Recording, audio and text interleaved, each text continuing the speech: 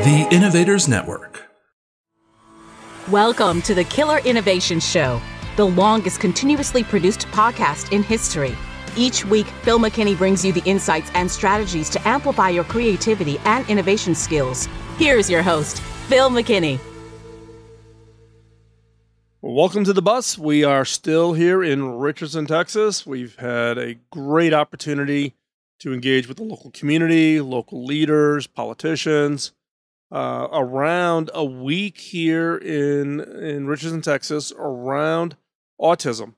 We have hosted a Hacking Autism Hackathon here at the Eisman Center in Richardson. Had great success for that. And coming up later on this same week would be the show put on by Kevin Spencer. And Kevin is my next guest here on Killer Innovations.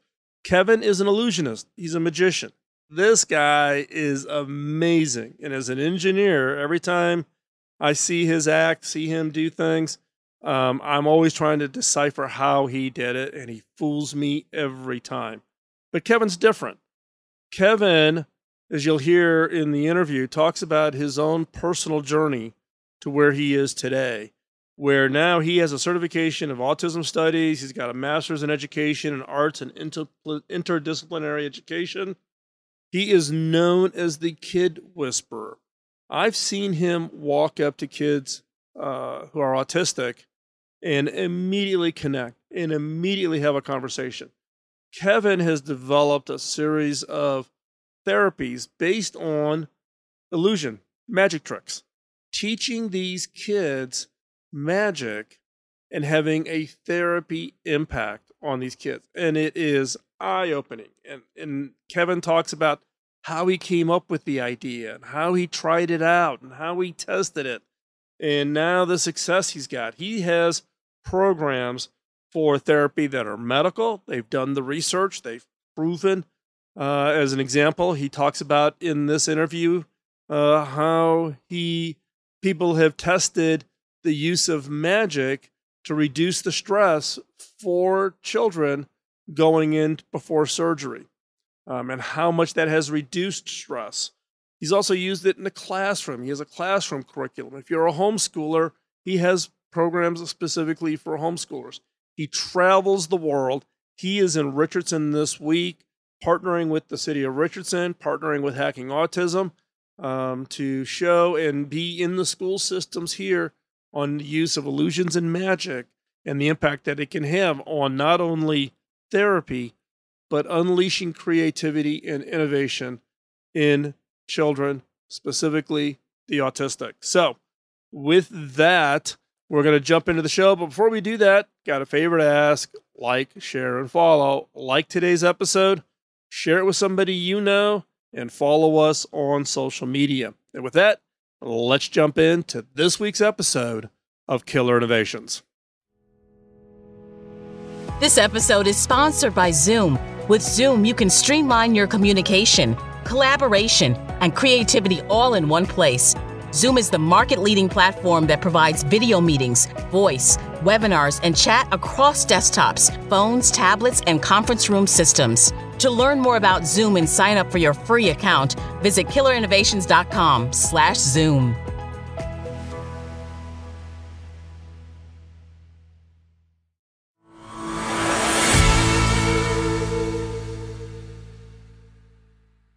So, Kevin, you're known as the Kid Whisperer. In fact, I heard Mayor Volker refer to you yesterday. He was telling me the story of when you met his son. So, where did that term even come from? It's a great question. It came out of a publication, an autism publication. I had no idea that was what they were calling me.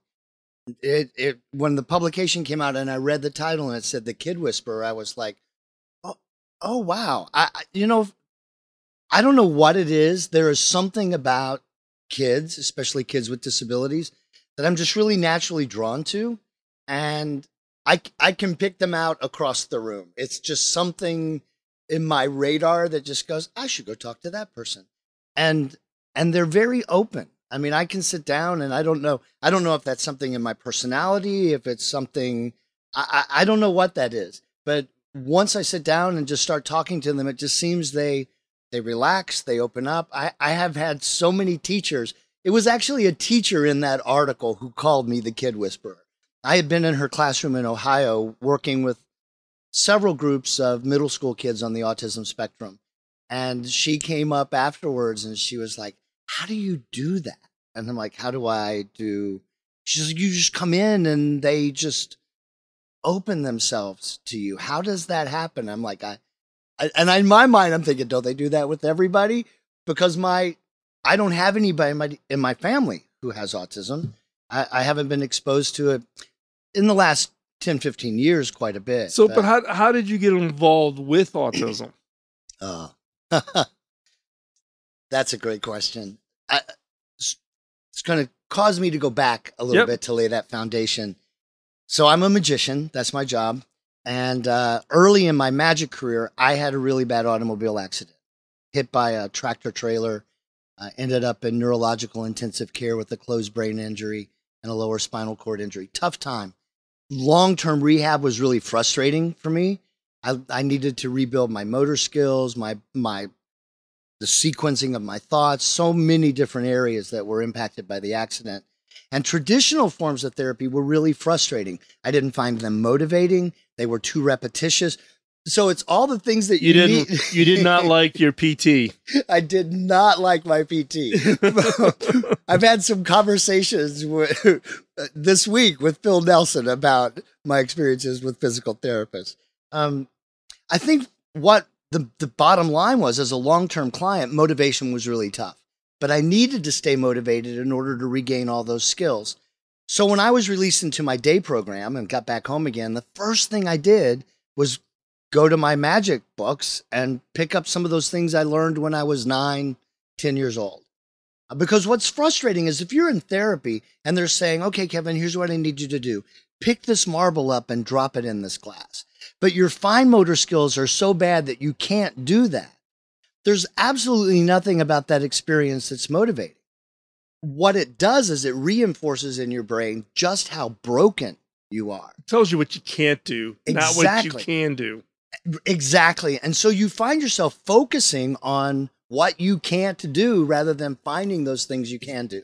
So I went back and I learned some of those little tricks, went back to my next therapy session. I said, hey, before we do something, let me show you guys something. And I did this magic trick for my therapist. And she's like, whoa, wait, how did you do that? All of a sudden, I didn't feel so broken, right? It's like, oh my gosh, this fooled them. She called over a few other people. You got to watch this. Now, everything about my self-concept starts to rebuild. So from that experience, we developed a program that's just generically called Magic Therapy that works in occupational therapy and speech-language pathology mostly. Lots of PTs have come on board in the last few years, but it uses simple little magic tricks as a form of therapy, and it's based on motivation and curiosity. Mm-hmm. So I had always worked with an adult population. The very first group we tried this out with were a group of 5 stroke patients, and their motivation was high because they wanted to learn the magic tricks to show them to their grandchildren. So they didn't think about them. All the therapists I work with call it stealth therapy. You don't think about it as being therapeutic. You think about it, it's goal-oriented. I'm going to learn this trick because I want to show it to someone. So I worked with older adults, and then I worked with like 20-somethings who were car accidents, traumatic brain injuries, sports injuries. But I never worked with kids. And as a performer, I never worked with kids. My show was a more sophisticated sort of. Isn't that always the rule? Right? Never. Who said it? Never work with kids or animals. That's it. That's it. And you know what? Kids would terrify me. It was like, oh my gosh, 500 kids in an audience. I honestly couldn't think of anything worse. So I would just as soon sit in the green room. Do I have to go now? So I got hired by a venue in South Florida to do performances in their performing arts center. And part of that experience was one of the donors had a considerable amount of money and wanted to connect magic and medicine, or art and medicine, together. So in talking with the executive director, he connected me with the donor and then with the Martin Memorial Hospital System in South Florida. And I went in and spent 3 days working with their rehab team, just doing some pretty extensive training on the therapeutic use of magic in a clinical setting. And when it was over, they said, can you model this for us? Work with a couple of our clients and show us what this is like. Sure. Research-based protocol. I'm confident in this. Outcome-based, right? Outcome-based. Everybody wants that data. Prove it works. And I walk into this very first room, and I walk in, and it's a kid. It's this 9-year-old boy sitting in the therapy room. And I kind of walked in, and I looked at this little kid, and I turned around, and I walked out, and I said, that's a kid. And they said, yes, we're a pediatric rehab hospital. And I'm like, I totally missed that in the title of what this was. But at that point, you do fall back on outcomes, right? All right, this is research-based. This is going to work. Shouldn't be held back by age. So I walk in and start pull out my very first trick, and I start to do it for this little 9-year-old boy. And to kind of paint the picture for your listeners, it was a situation where he's sitting across from me. And sitting behind him was his occupational therapist and his speech language pathologist. Sitting behind me was his dad. Now, I can't see his dad, but I can see him in the PT and the OT. So I reach down and I pick up this rope and I show him the very first trick. Nothing. He didn't laugh. He didn't smile. He didn't go, wow. His jaw didn't drop. Nothing. Nothing happened. And I thought... So, I thought your worst fear is coming to roost as a performer. Like, oh man, I'm dying here. In my brain, I'm going, this is why I don't work with children. So he stared at me for a minute, and then he very slowly kind of leaned over towards me, and he got so close to his nose was almost touching my nose. And I didn't move. I think mostly I was in shock. But I didn't move. I sat there, and then he went back and he sat back down. And I thought, I don't know what that was. So I started to go for my second trick because it's a good one, right? I'm thinking, okay, let's go. Let's up the game here just a little bit. And before I could even pick it up, he goes, wait, can I learn that? Sure. So I gave him a piece of rope, and he started asking me questions. Where do I put my hands? How do I cross my arms? And so we had this great conversation, and he performed this trick many times. You make a knot appear on the rope. And so we would start to mark the rope and say, well, make it appear on the black line. Can you bring it over to the red line? And so we kind of played, and the whole time he's asking questions and giggling and just having fun. I go to the second trick, which is a good trick. And these paper clips leap up in the air off of this dollar bill, and he just starts giggling. And I'm thinking, oh, this is the trick. And he's like, I can learn. Absolutely. So I gave him his dollar bill and his paper clips. Again, all these questions. How do I pick up the paper clip? How do I fold the dollar bill? So we had this conversation. He performed that trick many times. It's pretty kinetic and very addictive. When it was all over with, we went for about 20 minutes.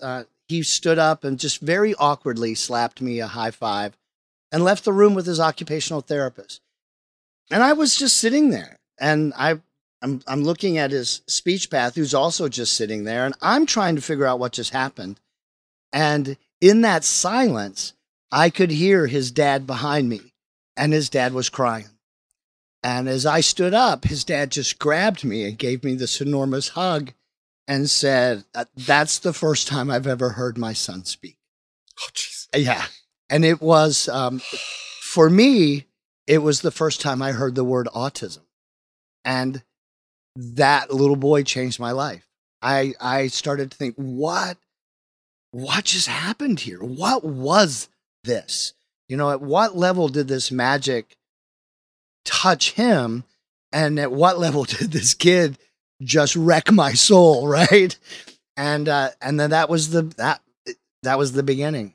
And I went back to school. I got my certification in autism studies. I'm trying to do all of this while traveling with the largest theatrical touring illusion show in the country. We're going from venue to venue across the country, around the world, and I'm trying to finish my master's degree. I'm trying to get my certification in autism. My crew just absolutely thought I lost my mind because we get back in the bus and I'm whipping out textbooks and research papers, and they're like, "What are you doing?" And it was this kid just changed everything. Wow. Yeah, I mean, we've gotten to know each other because of the hacking autism work, and we showed a film yesterday called Jordan's Story. Jordan's the son of a husband and wife that we've gotten to become very good friends with in the Valley, and through some technology that we were developing at HP and with Terra, touch technology, Jordan was able to figure out a way using a little Post-it note app where you could record a voice to string single words. He could say single words, but couldn't string a sentence. But he would string them on so he could touch the Post-it notes in order. Wow. And we were there one day, and Jordan grabbed his mom over and through using the Post-it notes, and he figured it out on his own. It wasn't like he was nonverbal, but for the first time standing there in front of people, Jordan used this Post-it note app to say "I love you" for his mom. God. Yes, and that in Jordan has been the motivation around hacking autism. And it's funny because I actually was asking Tara, I said, "Are we recording the hackathon we did here in Richardson?" And she goes, "No, there's no recording." I'm like, "Oh well," because when Jordan knows I'm speaking, he likes to watch my videos because he knows I always talk about him. Jordan likes to hear his name, and I get notes from his parents saying, "Yeah, Jordan liked that video. You told his story, But these kids, you find that one kid that just kind of like reaches through and just touches the part of your heart that you didn't even know you had. Exactly. And I think what's so powerful, I've always wanted to be a magician, right? And so you grow up with this expectation or this knowledge that magic is a great performing art. It's a great way to entertain people. I feel really privileged that I've had these experiences of seeing how magic goes beyond that, how it transcends entertainment and really has the potential to impact the quality of somebody's life. We've had so many amazing experiences this week in Richardson. Just yesterday, I get chills when I just think about it. At the end of each day, I go back to my hotel and I go, wow, what a good day. And then the next day you have a better day, right? You go, oh my gosh, this was a great day. And by the time we hit yesterday, I'm exhausted, but I'm in my room just thinking back over the last 3 days and what we've seen happen with the transformation that happens in children because of art. Right. Of course, I'm going to be that huge advocate for magic because I love the way that magic kind of taps our curiosity, and it gives a kid the ability, especially a kid who's been told their whole life that you can't, right? It gives them the ability to do something that can't be replicated by a typical developing peer or sibling. And that is incredibly empowering to them. Right. And I love the way they come up with their stories. We were chatting about creativity. There is amazing creativity buried inside of them that they just rarely have the opportunity to let it out. Right, exactly. We talked about this yesterday at the hackathon, which is, I'm big on neurodiversity hiring because if you're trying to be a high impact organization and innovation plays an important role, you need to hire people who look at problems differently. And those on the autism spectrum look at everything differently. Everything. Like breakfast is looked at differently, much less any problem you would put in front of them. And if you can find a way to tap into that, to make your organization open and willing and supportive to bring them in, this community, which has an 81% unemployment rate, can unlock unbelievable amounts of innovation, creativity, human ingenuity, things that all organizations are just hungry for, but we're ignoring an entire segment of the population. Yeah. And you're finding that just in this, tapping into it. What have you done? You were doing the therapy. Have you done anything? Have you modified that to be specific for autism, or is it just kind of still what you started off as the therapy? Great question. When the program first started, we called it Healing of Magic, right, which works pretty well everywhere until you find yourself doing an interview with a newspaper reporter somewhere in California who's taking those words way too literal. Like, oh, so how does the magic heal? And do you touch them a certain way? And it's like, whoa, whoa, whoa. All right, backing up. So we went to magic therapy because it so aligns with the other creative arts therapies, Correct. like dance therapy, music therapy, art therapy, drama therapy, magic therapy. And so from a medical academic perspective, it's like, oh, yeah, that's another therapeutic approach.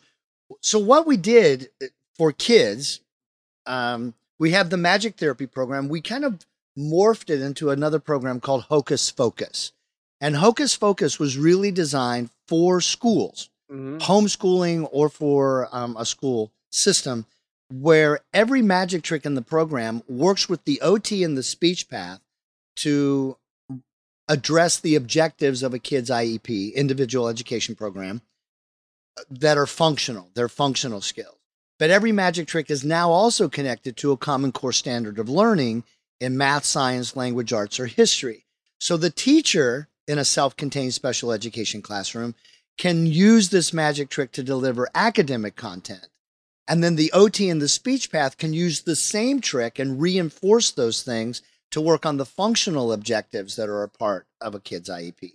So it really is about building that kind of interdisciplinary, multidisciplinary And team. what's been the adoption within the school systems?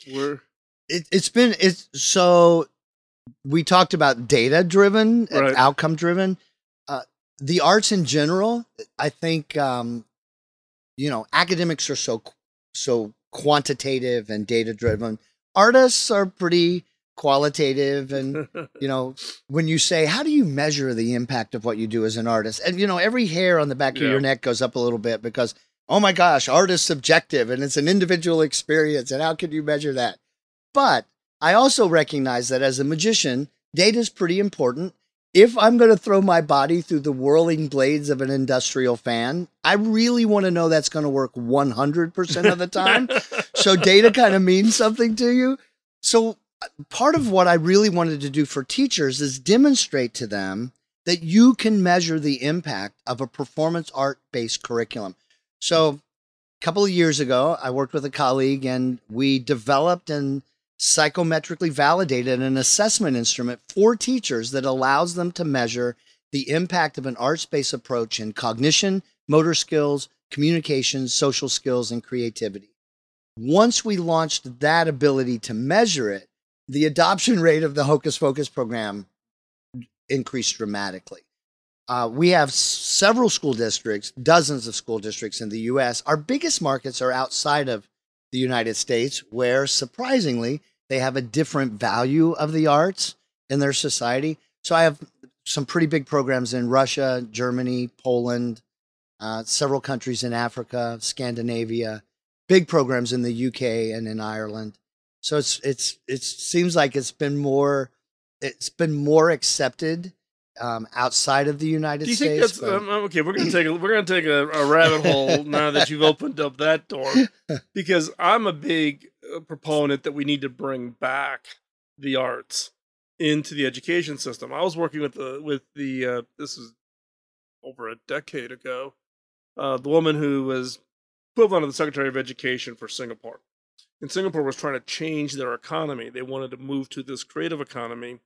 And so I was spending time with them, and they went off and they did this study of educational systems around the world, right?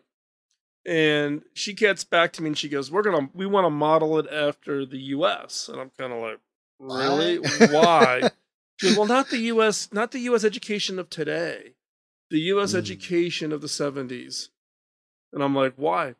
She goes, because back then you required art and music in the classroom, right? You don't require it now, and we think that's not a good thing. But when we compare the educational models, they believe that having those arts back in as required, not as optionals, but as required, allowed kids to discover their own creative sides to themselves, whether it was doing some artwork. And I still remember I did a linoleum block carving in the 7th grade. Mrs. Diaz was the art teacher, right? And I don't really classify myself as an artist in that form, right? but she submitted it. I won a local art contest. My parents made a big deal of it. And look, it's still stuck in my brain. And I still have that linoleum block. It sits on the shelf in my office from 7th grade, Mrs. Diaz. That's awesome. Right? Because you got that spark. And it kind of like, well, I can do this. I got validated in this. And so you're talking about your programs being more broadly embraced outside the U.S. Do you think there's some connection to the fact that now lots of school systems have taken the arts and either made them optional, or in the budget challenges that many school districts face, they cut those programs out? I think there's a direct connection to that. For instance, when I first started working in Russia, every community in Russia has like 5 theaters. They have an opera house, they have a drama theater, they have a youth theater, they have a circus theater. I mean, they have all these different theaters. And while Russia signed on to the UNCRPD about 15 years ago. Up until that point, if you gave birth to a child with a disability in Russia, you could literally leave the baby in the hospital and it would go off to a state-run institution. You did not have to take the child. Once they signed on to the UNCRPD, they started to make some changes in their system. And while their teachers weren't trained to work with kids with disabilities, you know what they did have? Art programs. And so during the day, these kids with disabilities would be placed with teaching artists and art specialists, and they would be in art classes all day, whether it was music or dance or visual art, whatever it happened to be. And they were finding those skills being developed, different kinds of skills being developed in those programs. So when I came over to kind of show them that you can take what you're doing with these kids now, but now you can add this academic content to it, because everything that you're doing is still math and science, and you can integrate history and all these other things into what you're doing with these great art programs. I think you're absolutely right that in the U.S. we don't value the art. I'm a huge fan of a guy named Elliot Eisner. He used to be a professor at Stanford University, headed the art education program, and he wrote a book called Art and the Creation of the Mind. And he talks about all of these things that you learn from the arts that you don't learn any other way. Something that we talked about, this idea that problems have more than one answer, more than one solution, that you can look at things in different ways, that you can quantify things and qualify things in different ways. One of my favorite stories, I'm also a huge fan of Sir Kenneth Robinson. He's got the most downloaded TED Talk, you know. I was in the audience when he delivered the TED Talk about the loss of creativity. Yes, in how children. Schools kill creativity. Yep. And I can't tell you how many times I've listened to that. But that story that he tells about the little girl, 7 years old, in the back of the room, has never been really fully engaged in class, but now it's art time, and she's madly drawing her picture in the back. And the teacher comes up and says, "What are you drawing?" And she says, "God." And she goes, "Well, nobody knows, nobody really knows what God looks like." And she says, "Well, give me a few minutes and they will." I mean, it's that whole idea of like art allows you to think in ways that are completely different. If we were looking at that completely objectively, it would have been, oh, nobody knows. Okay, well, I'll just stop. But when you look at it from that really creative perspective, that anything is possible, and that, well, I'm getting ready to answer that question for you. This is what God looks like right here.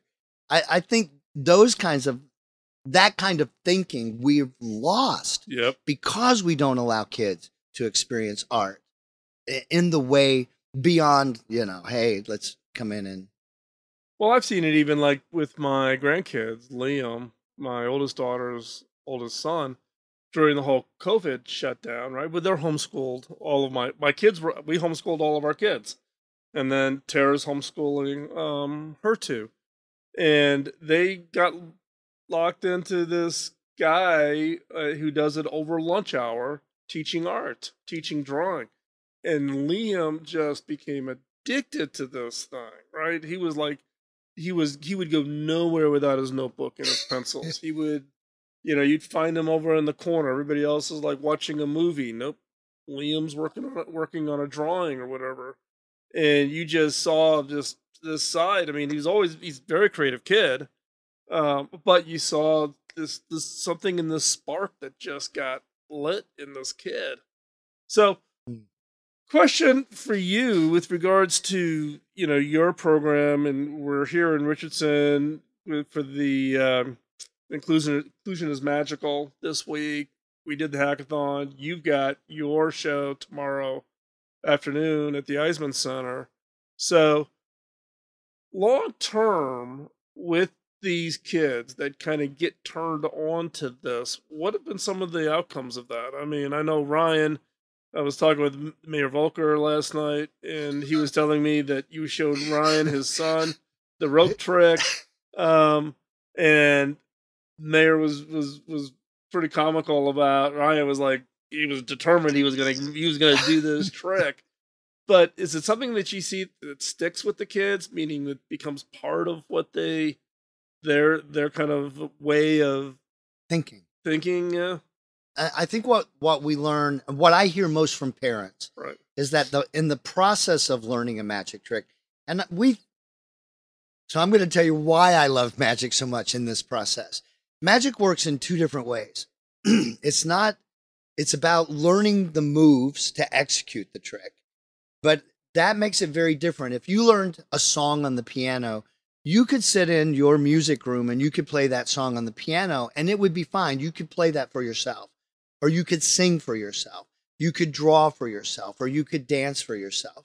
But when you learn a magic trick, you can't do a magic trick for yourself, because then all you're doing is a series of moves. You're executing a series of moves. It's not a magic trick until you show it to somebody. Right. And then they go, oh my gosh, how did you do that? Now all of a sudden you've transformed this series of movements into a performance. And so what we work with so much with kids with disabilities are those two aspects of it. Let's learn the mechanics. And in learning the mechanics, we can improve your cognition, your motor skills, and your communication skills. But now that you've learned the trick and you show it to somebody, now we're working on your social skills and your creativity. What happens if the magic trick doesn't work? And Ryan there is the perfect example, right? What happens when you're doing the trick and it doesn't work? Well, you can't just throw it down and storm off the stage. You have to now start thinking about, how am I going to solve this problem? Do I need to back up a few steps and do something differently? And that's what we start seeing in kids with disabilities. One of the things that's most frustrating for me about the way we teach kids with disabilities is we do it by rote. Memorize this, do this, do this, act do a this. certain way. Act a certain way. And so when they lose the opportunity to act a certain way, they don't know what to do, right? Because they're totally lost. Totally lost. Because we haven't taught them. Right. In the performance of a magic trick or art in general, you give them that ability to think flexibly and make those changes. That's what I hear most from parents. Whether they stay with the magic or not, some of them do, some of them don't, but they always carry with them the skills that they've learned, and they can generalize those into other areas of their life. Wow. So, Kevin, as we wrap it up, we have an audience of parents that I'm sure are going to be wanting to know, how do they connect with what you're doing? How do they find, if they want to either introduce it to their school, or if they're a homeschooling parent, they want to do it with their own kids? So there's two ways they can reach. My personal website that kind of goes through so much of the work is literally my name, kevinspencerlive.com. My nonprofit is called Center for Creative Arts, and it's center and the number 4. So if you go to center4creativearts.com, it'll also take you to just a landing page that can send you over to the magic therapy program if you're in the healthcare profession, the Hocus Focus if you're in the education profession, or if you're a parent that homeschools and is interested in that curriculum, and then all the kind of different other branches that we do. It's all right there. And we'll make sure we'll have all the links up at killerinnovations.com. So if you're driving in your car, do not get the pad of paper out, please. We'll have all the links. You can all find it. Hey, Kevin, thank you for what you do. Good luck tomorrow with your show. Thank I know you. There's a lot of excitement here in Richardson, here at the Eisman Center, people wanting to see it. And we'll stay in touch. Thank you. It was great fun today.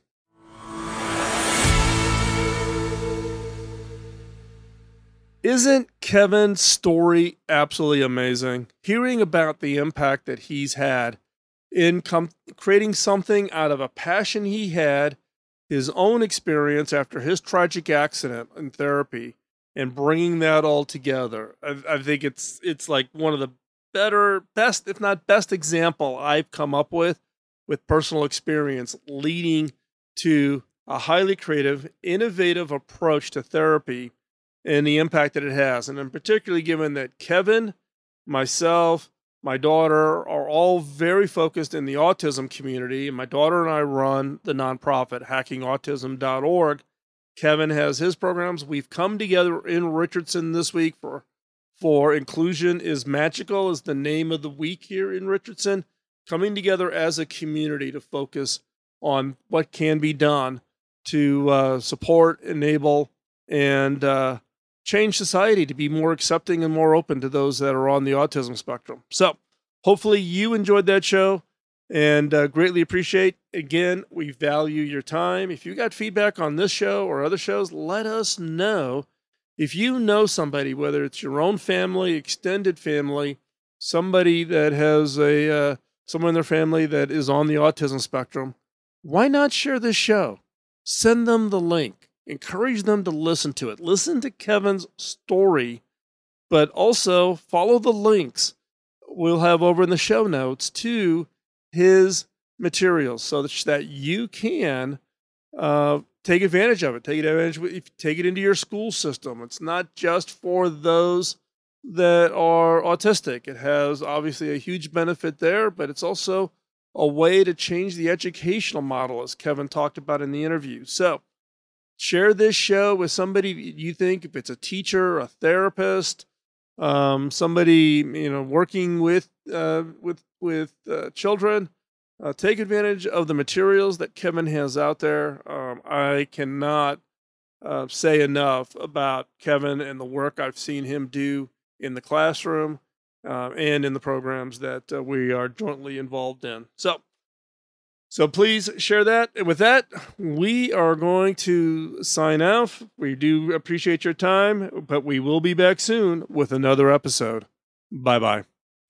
Podcasting nonstop since 2005, this has been the Killer Innovation Show on the Innovators Network.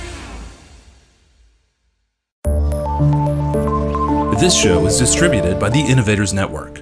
For more information and other great shows and content, visit theinnovators.network.